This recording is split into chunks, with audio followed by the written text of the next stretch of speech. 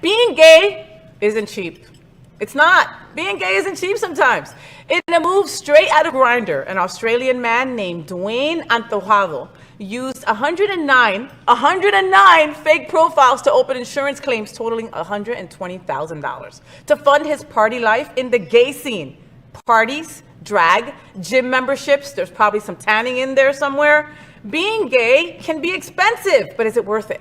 Kiki number 5, money, bling, and gay. How far do you go to keep up with the gay Joneses? What are we all talking about? So I guess what he was doing was working for a little while.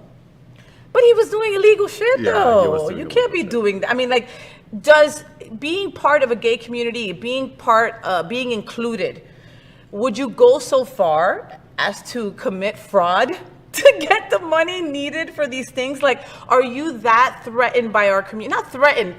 Do we make people feel that way in our community, that they have to go work out, they have to go get tan, they have to have money in their pocket to hang with us? I think a lot of the time, yes. Really? Yeah. As I don't see that in the girls' side.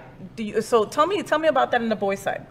I feel like there's sort of a box, or a couple different boxes, that we are told we need to fit into. Okay, like? And so, like a big one in the scene of like popular people who go to all these parties and stuff, it's like you have to be super ripped, but you can't be too small. You also have to have big arms, and then you need to be tan. You need to have expensive shoes and expensive sunglasses, and you need to have a nice car, and you need to be able to like throw money away going to all these circuit parties and stuff like that. Not that it's throwing money away to people who like circuit parties, because if that's really what you love to do. If you're saving your money for a circuit party, go ahead, go for it. But this guy was using other people's money to do all these things, having 100+ profiles to get money and open up accounts and do all kinds of crazy stuff. And, so he grew up a nerd. Like, he was just, self-proclaimed nerd. I'm not calling him don't shame me, right? So he grew up a nerd, and he said that he just could not fit in, that him as himself could not fit into the gay norm around him. And he wanted so badly to fit in that he would do anything, including fraud people out of $120,000.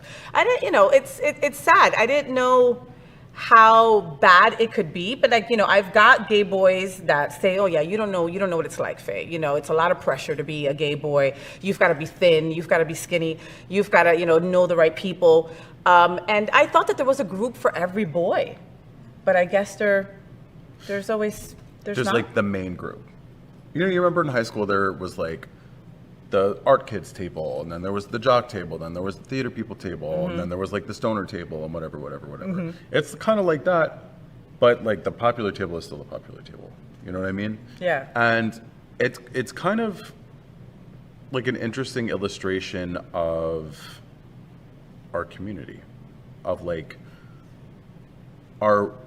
does the community make people do things like that? I mean, that's an extreme case, but how much shame is really like forced on us to assimilate, Because if you look at even advertising in gay underwear brands or gay magazines or this and that or whatever, there's not a lot of diversity. No, there's not a lot of embracement when it comes to people that don't look like you.